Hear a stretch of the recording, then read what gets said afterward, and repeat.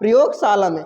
अनुसार प्रयोगशाला में मतलब कि अम्ल का पता हम लोग प्रयोगशाला में कैसे लगा सकते हैं, ठीक है। क्षार का पता हम लोग कैसे लगा सकते हैं, इसके लिए हम लोग यूज करते हैं सूचक। सूचक लगभग 3 प्रकार पढ़ते हैं, एक प्राकृतिक सूचक होता है, एक कृत्रिम सूचक होता है, एक गंधी सूचक होता है। जिसमें प्राकृतिक सूचक में हम लोग बहुत प्रसिद्ध नाम है लिटमस पेपर। लिटमस पेपर आपका क्या करता है, अम्ल को लाल रंग देता है, क्षार को नीला रंग देता है, ठीक है, और लवण को कोई रंग नहीं देता है, बैगनी ही रहता है, वैसे ही रहता है, ठीक है। अब इसके बाद अपक्रिया। अपक्रिया में हम लोग पढ़ेंगे शांति से, ठीक है। और एक प्राकृतिक सूचक में आप लोग पढ़ो हल्दी, हल्दी के बारे में पढ़ो। हल्दी क्षार को रंग देता है, कैसा रंग, थोड़ा लाल भूरा रंग देता है, ठीक है, लेकिन अम्ल कोई रंग नहीं देता हल्दी के साथ। दूसरा अपक्रिया। अपक्रिया हम लोग पढ़ेंगे अम्ल का अपक्रिया, ठीक है, क्षार का अपक्रिया, कैसे कैसे अपक्रियाएं हो रही हैं। अम्ल का क्षार के साथ अपक्रिया होगा तो लवण बनाएगा प्लस जल बनाएगा, ठीक है, लवण प्लस जल बनेगा। शांत रहना, आवाज मत करना। फिर इसके बाद अम्ल का धातु के साथ क्रिया होगा तो क्या बनेगा, अम्ल का धातु के साथ क्रिया होगा तो लवण बनेगा प्लस हाइड्रोजन गैस बनेगा, हाइड्रोजन गैस बनेगा, ठीक है, हाइड्रोजन गैस बनेगा। फिर इसके बाद देखो यहाँ पे केवल धातु था, अब एक्स्ट्रा इसमें क्या आ गया, कार्बोनेट जुड़ गया, इसलिए इसमें 3 चीज बनेंगे। कौन कौन से, अम्ल और धातु कार्बोनेट के साथ क्रिया होगा तो लवण बनेगा, हाइड्रोजन गैस नहीं बनेगा इसमें, कार्बन डाइऑक्साइड, बिल्कुल सही, कार्बन डाइऑक्साइड CO2 बनेगा, प्लस क्या बनेगा,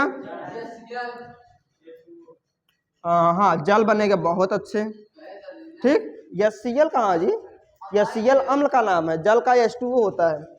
फिर धातु, अम्ल के साथ धातु ऑक्साइड, धातु ऑक्साइड किसका रूप होता है, क्षार का रूप होता है, ठीक है। हम लोग पहले से ही पढ़ चुके हैं, अम्ल और क्षार मिलते हैं तो लवण बनाते हैं प्लस जल बनाते हैं। उसी प्रकार जब अम्ल और धातु ऑक्साइड मिलते हैं आपका लवण बनता है प्लस जल बनता है, बहुत अच्छे। फिर इसके बाद अधात्विक ऑक्साइड।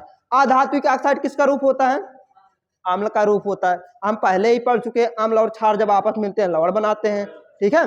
तो इसमें क्या होगा, लवण प्लस जल बनेगा, ठीक है, आराम से एकदम बढ़िया से, इतना ध्यान देना।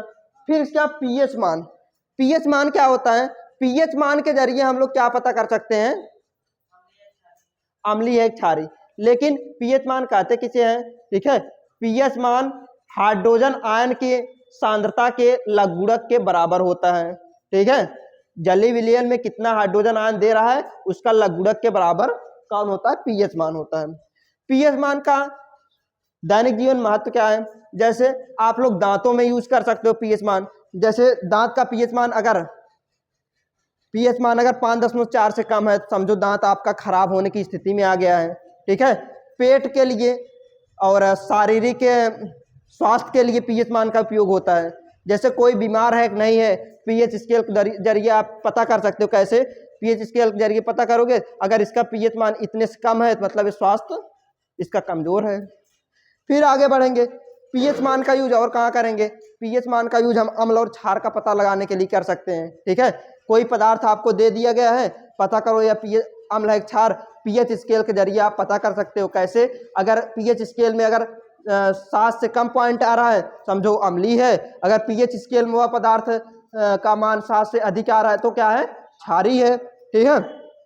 अगला नंबर, पीएच मान का यूज इसी प्रकार बहुत सारे हैं, ठीक है।